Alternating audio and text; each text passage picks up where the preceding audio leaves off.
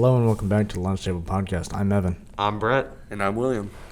And we're going back again. We did this 2 years ago. Why not do it one more time? To the nostalgia. We're all, I think, a little bit of a video game nerd, so I think that's where this is going to circulate around. So, Brett, what was your childhood video game? Well, it was kind of a mix of like the early Minecraft Pocket Edition and Xbox 360 and a lot of Skylanders. Quite a bit of Skylanders. Quite a lot of Skylanders. Yeah. How about you, Will? This might be an odd one, but when I was younger, I'd always used to play New Super Mario Bros. Wii. No, I played a lot of that as well. Yes, I got very good at that game. One of my favorite parts about that is you had the starting world had the little castle that you could trade in your big coins for like speedrun tips. I always loved that little thing because I would find them and I'd watch like the devs do their speedrun thing, and then I would try to recreate it, but somehow I'd be able to do it faster than them. Like it would take a little bit, it'd take some practice, but there was the halfway castle on the first world. I can to this day complete in under 2 minutes, and I can do the boss battle in my record is less than 20 seconds.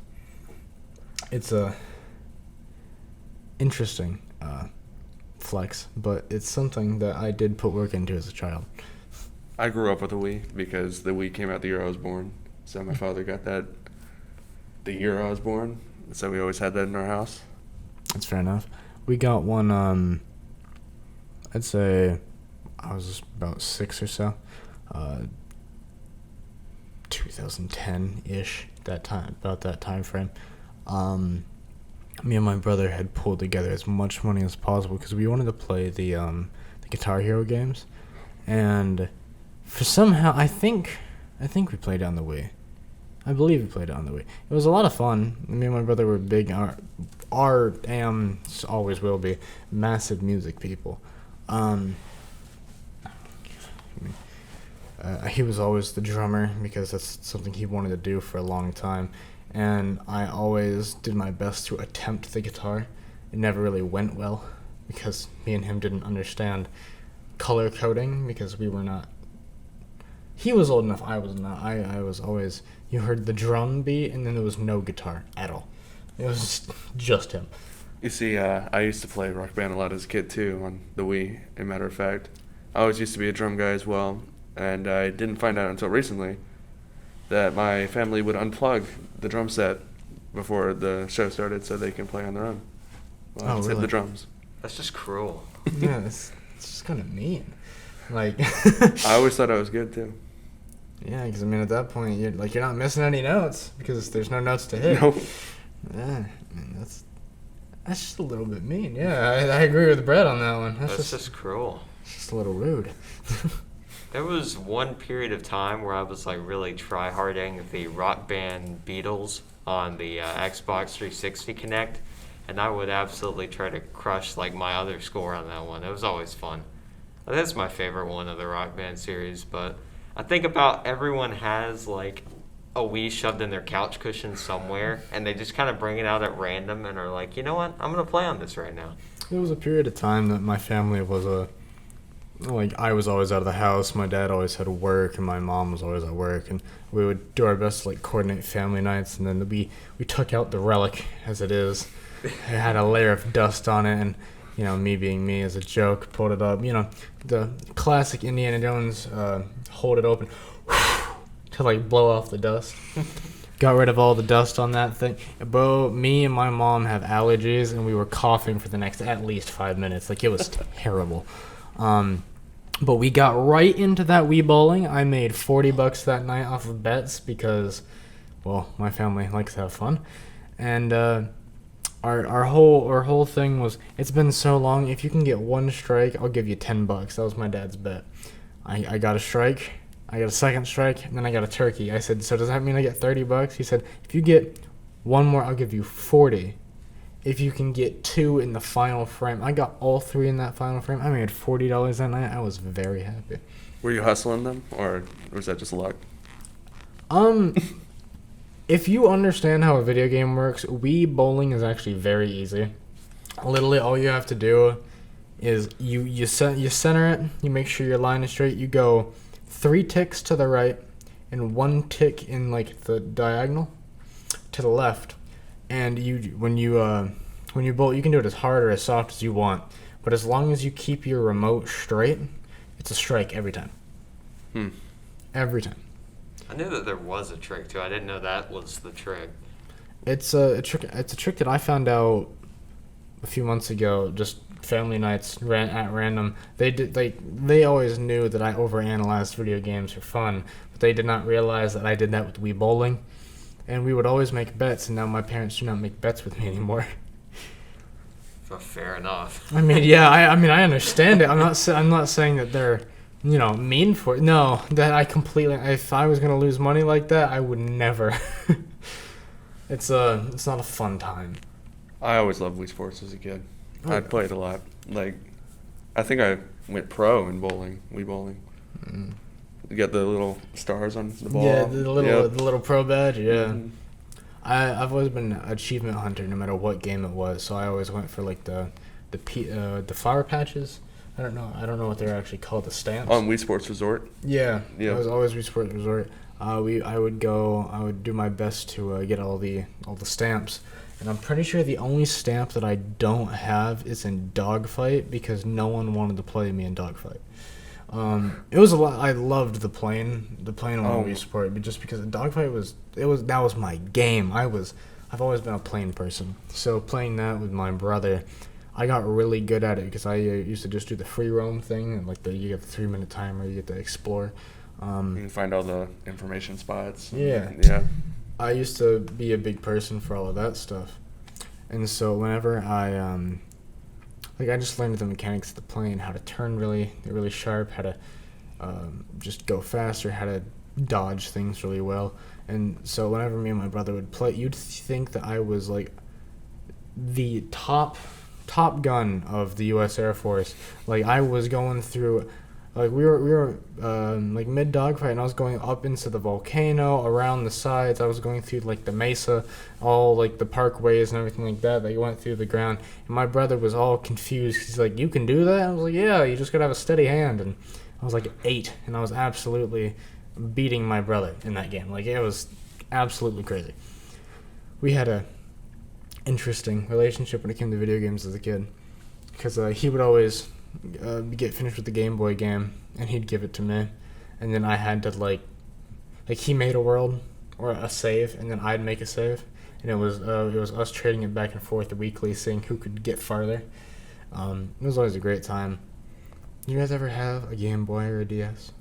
I had a DS and a Game Boy. Yes. Yeah, I have an out of commission Game Boy and a 3DS. I also had a 3DS as well. I was not as bougie as the two of you. I had a Game Boy Color and a DS Lite. Oh, yeah. No, the DS Lite is not the way to go, dude. The DS Lite 3DS is was great. absolutely slapping. I don't even know what you're talking about. When you go back to the original DS Lite, I had a gold edition Legend of Zelda DS Lite. That got passed to me by my brother because he did not enjoy it. I played the absolute crap out of every single Legend of Zelda game that came out on that DS Lite. The one that came with it was Legend of Zelda Phantom Hourglass. I have every achievement, every item, every place unlocked, every secret, like cubby and like passageway, everything. I did everything in that game. Like I am in well standings with everyone except for obviously the enemies, but I loved that game so much. It broke my heart the day that my DS's battery gave up. It still works, but it does not charge. So I have to buy a new battery if I want to play it again. As of right now, it's a relic on the shelf. I will say I was very disappointed seeing that my brother had put a sticker on it before I got it, because as to this day, that DS Lite in mint condition out of the box, if he would have left it in the box, to this day, it's worth about $4,000 because it's a collector's item. It's crazy. Obviously, Mine's worth about 150 because it was played to high hell. But Right. very, very heartbreaking thing to hear that your item is not collectible anymore. What was y'all's favorite DS game? Oh man. Well, I think that whenever the Super Mario World came out, like the 3D World on DS, that was a fun game. Oh It yeah. was, I think it was a little bit underrated, honestly. I think it was better than the new one they came out with, but I played that. I played a lot of Mario Kart 7.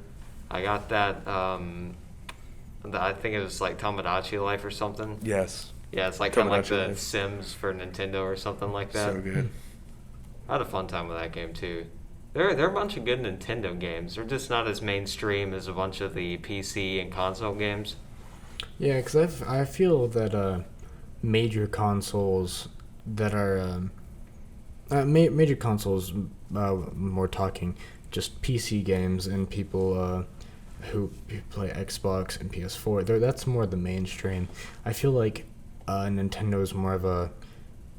I'm not gonna say niche because I think a lot of people know of Nintendo and like play their games, but more into the smaller games on Nintendo. I don't think as many people see them and play them as well or as much. I know everyone and their grandmother has a Nintendo Switch. I personally do not because I never saw the need of it. I have 3. You have 3. I have 3. What?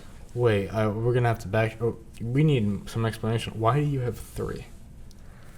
So, my parents are divorced, so they did not tell each other that each one was getting a Nintendo Switch. So my father got me one, and my mother got me one. The thing about my father is the package for one never showed up, so he had to order another one, and then it showed up like 5 days later. Oh wow! So you just have 3 Nintendo Switches. Yep. Just make bank off of them. One's still in the box. Well, that you heard it here first, folks. That's one way to get 3 Nintendo Switches on accident.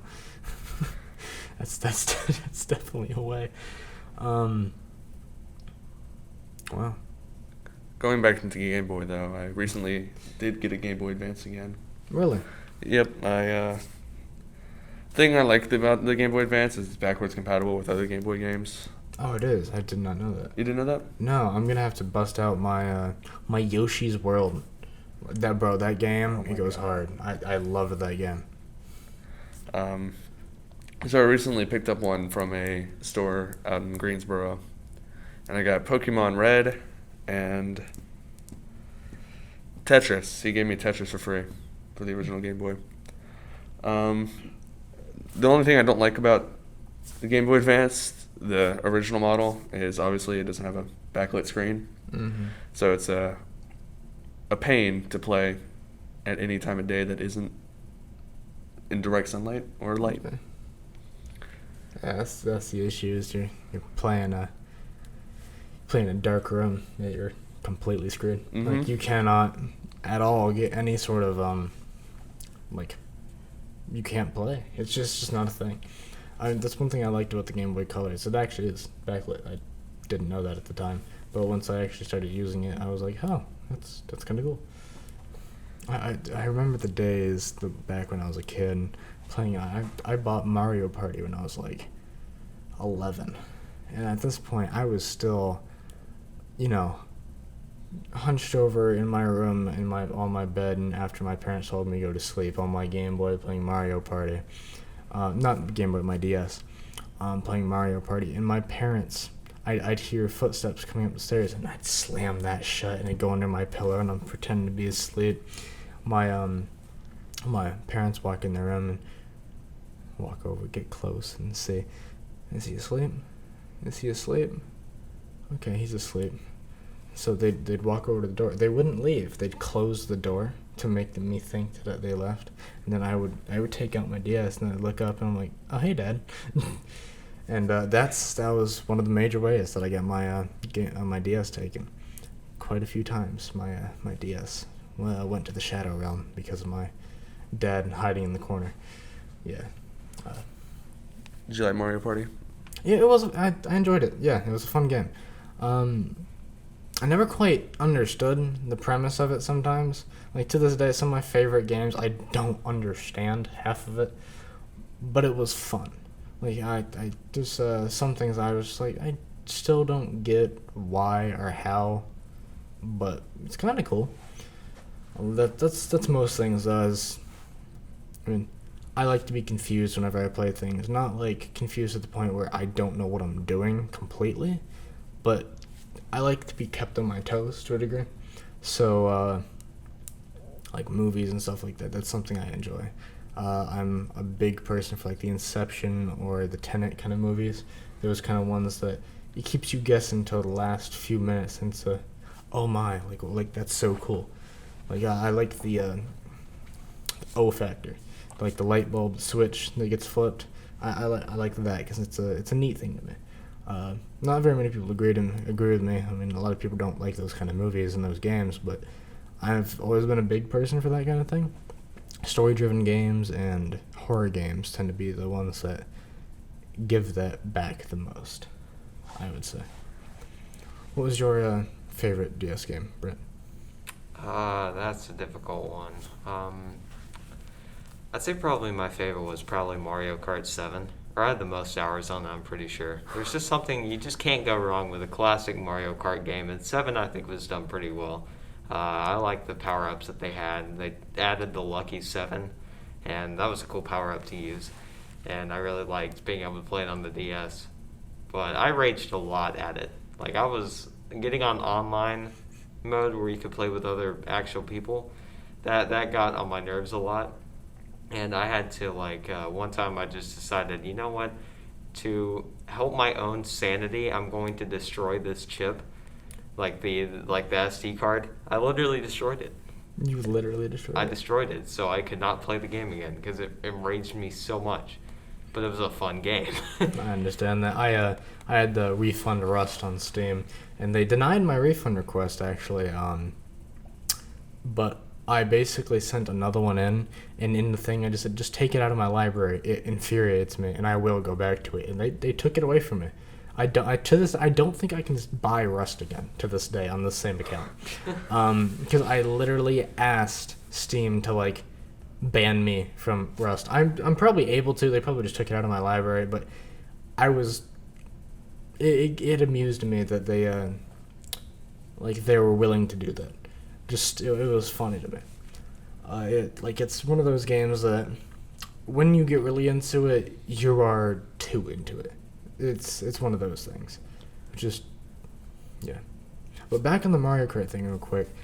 Do you remember the mobile game they came out with? Yeah, Mario Kart Tour. Yeah, I think that's what it was called. It was something like that, yeah. Did you guys ever get into it? I mean, I got into it when it was at the height of its popularity, but now I just kind of... I played it a little bit when we started back school, because, there's... Sometimes you just have nothing to do. But it's kind of declined, I'll be honest. Yeah, I can get that. I mean, I look into it, and I thought it was an interesting concept. I didn't think it was a game that I was going to be able to get behind. It seemed interesting, but not interesting enough. It didn't have the classic Mario Kart feel. It feels like they tried to over-modernize it, if you know what I mean. It felt like a temple run kind of thing. Yeah, It exactly. wasn't you don't press the gas or anything. It's just automatically moving. Exactly. It's just I don't have the control that I'd like to. Even with even with the control that it gave you, it wasn't enough. And even I found myself not being able to take corners, not being able to do the things that I'd like to do in games, because I'm someone who likes having almost complete control with my games and stuff like that, or being able to have more control of my movement and things like that. And just it didn't give me that. That's one reason I like a lot of the games I play. Is games like Apex, you have extreme movement that you can have complete control over. Games like Tarkov, you have literally complete and utter control over your inventory space, what you look like, and your guns. I like control. I like seeing and being able to do things based on my preference, but over something that like the game thinks that I like more. I don't like the devs picking my experience, if you will. Right. That's fair enough. I mean, that's the risk that you take with converting games to different platforms and different other things that kind of messes with your ability because you're used to this and you get to a game that's like a remake or it's on a different platform than you're used to and it just doesn't feel the same sometimes. Yeah, I agree with that completely. I was someone who was very surprised when they brought Rust to console because it was a game that it's primarily been a PC game, and it's a game that I would only imagine to be on a computer, just because of the amount of technicality that comes into a lot of the things with base building and movement. Like it's a very jagged kind of movement, and on a console you have to have things be a lot more smooth for it to be user friendly. If you guys have never played Rust or anyone listening has never played Rust, when you're building a base, a lot of the times you don't use ladders and stuff like that to have movement just because of the time that it takes to use them and the time that it takes for an enemy to knock you down. So you have platforms that you jump onto, and a lot of the times it's a crouch jump, which most consoles cannot execute in the same way that a PC player can. And I'm not sure if it is cross-platform, but if it is, it gives a severe disadvantage to console players. Welcome back. We took a short break, but we're right back on the topic of cross-platform. What's y'all's opinions on the cross-platform feature that's been added in the games recently? I think for cooperative games, I feel like it's a pretty good idea. Especially for games like, what's that one where you're like two guys trying to escape from the prison? Is it A Way Out? Oh, yeah, so, it is a yeah. way out, yeah. Way out, yeah. I don't believe that's cross-platform, and that's kind of lame because I'd love to play that with a friend of mine or such. Oh, Yeah, yeah. that's the difficulty. I mean, the major motivator for cross-platform is I think people who want to play with other friends, not the idea of playing with like other consoles in general. Right. Or at least that's all I've thought of it as. I just find of it as a way because a lot of my friends play on Xbox One, and I switched over to mainly PC gaming, and I don't hop on the Xbox anymore.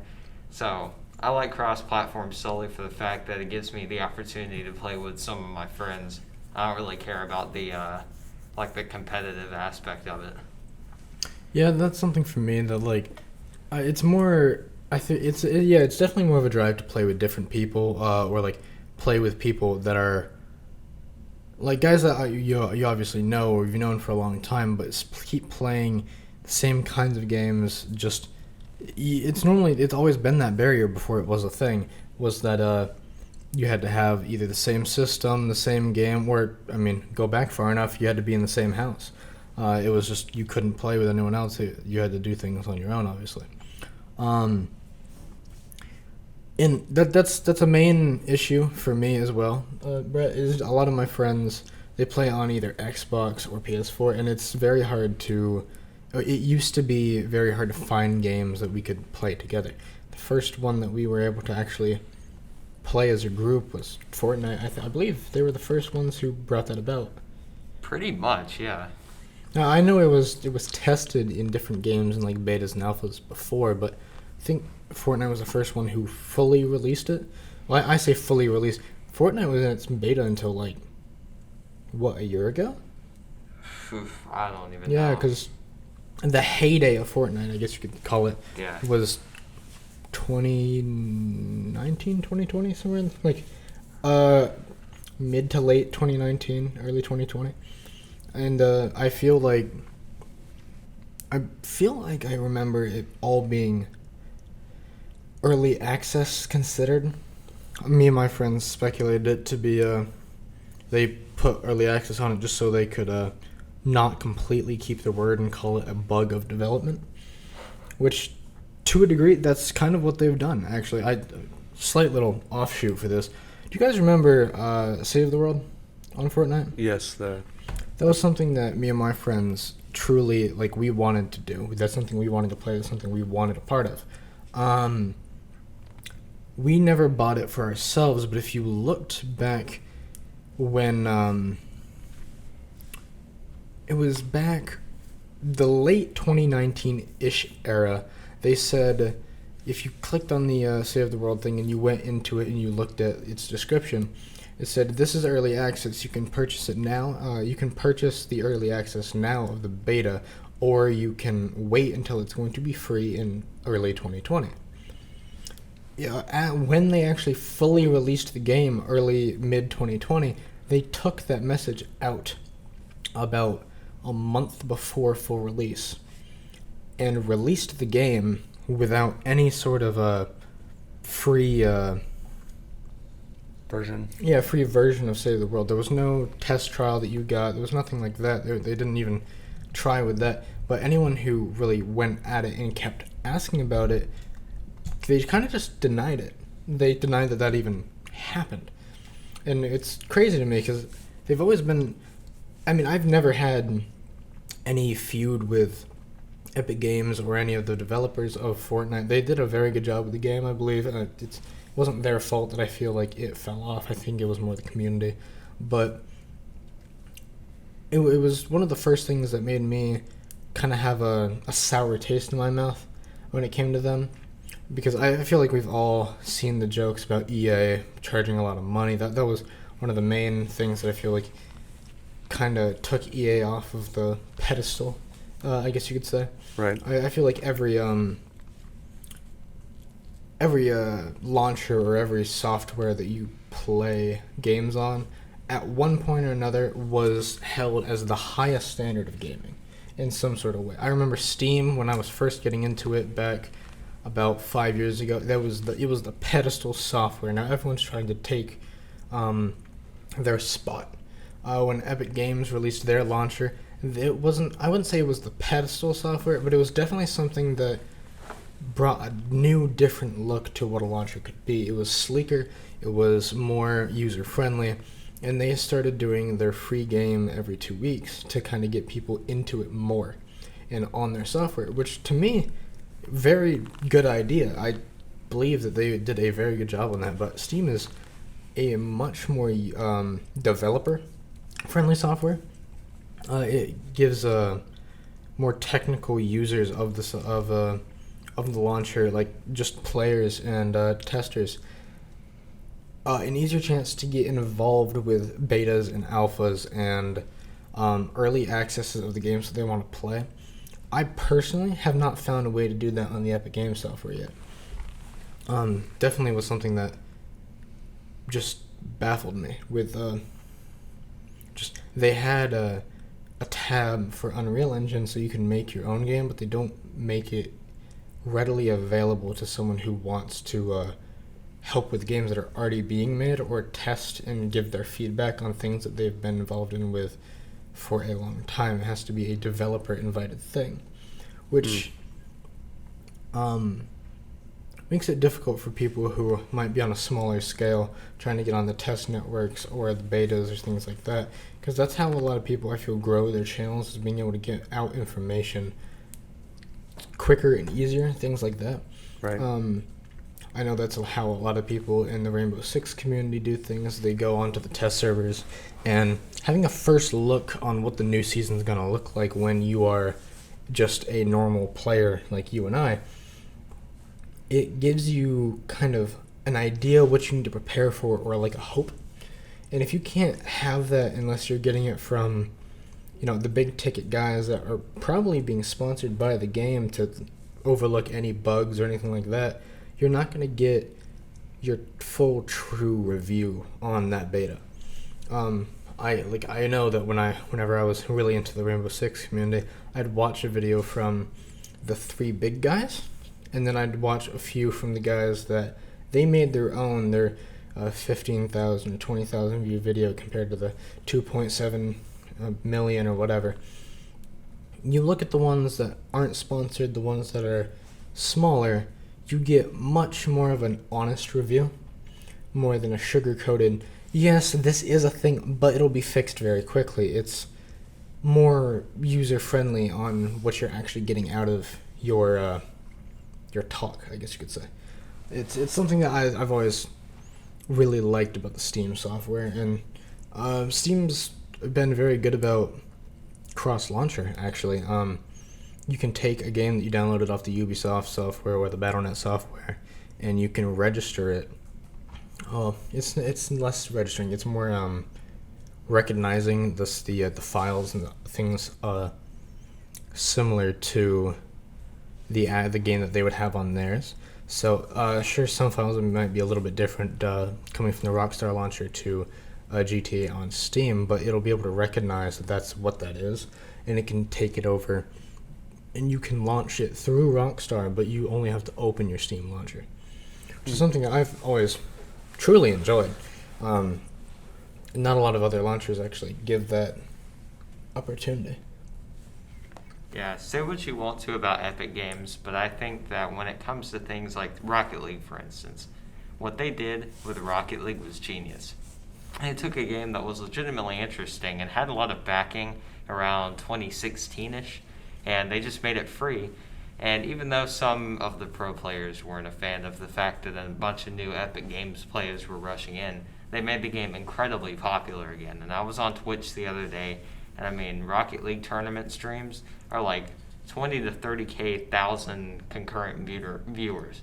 So, I mean, they make games really popular. They've made some good decisions. Personally, I'm not a huge fan of Fortnite, or, not anymore. I used to be.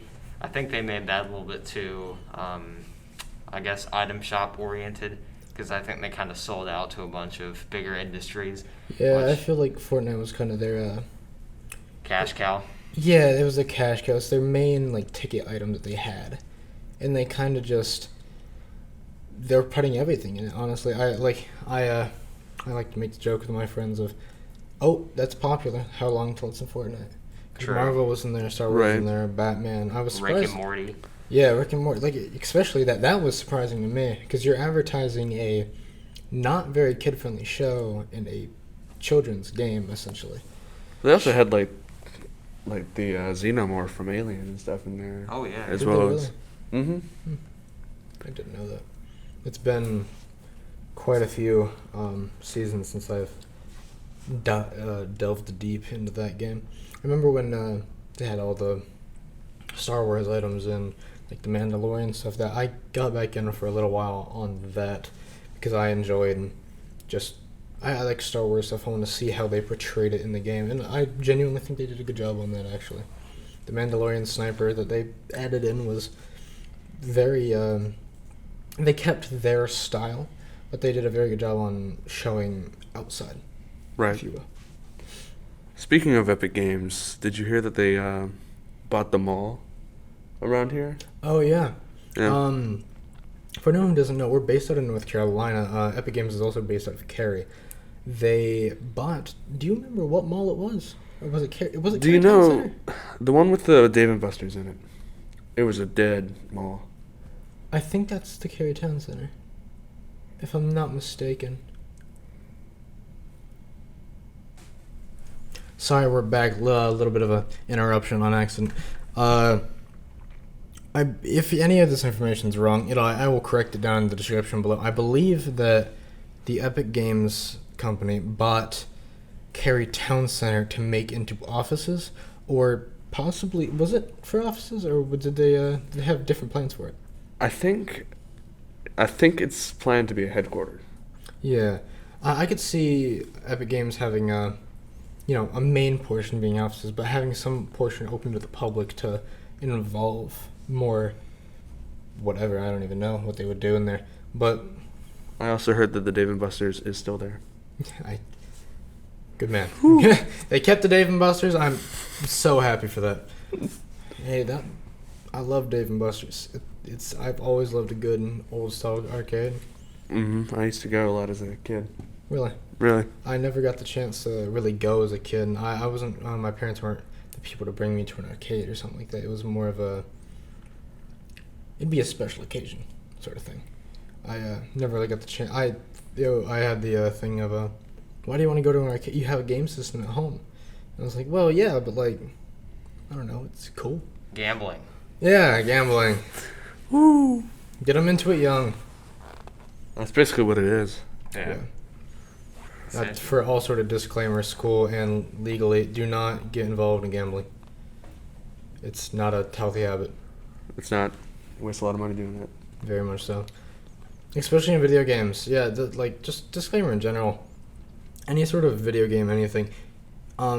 If you have the opportunity to buy a case with a chance of a good item in it. Speaking of EA. Yeah, speaking of EA, speaking of any game, really. Yeah, any game, really, yeah. CSGO, I know Rocket League has cases, doesn't it? Yeah, Rocket League does. Yeah. I think they actually may have gotten rid of that system.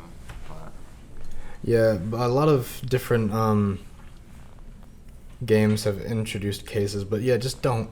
It's not worth your time. It's not worth your money. You won't get the item you want. I know in CSGO you can buy the item off of a marketplace. It might be more than the case, but your chances of getting it is guaranteed instead of fleeting. And you may spend less money just buying it directly for a higher price than doing like 50 million pack or case openings for it.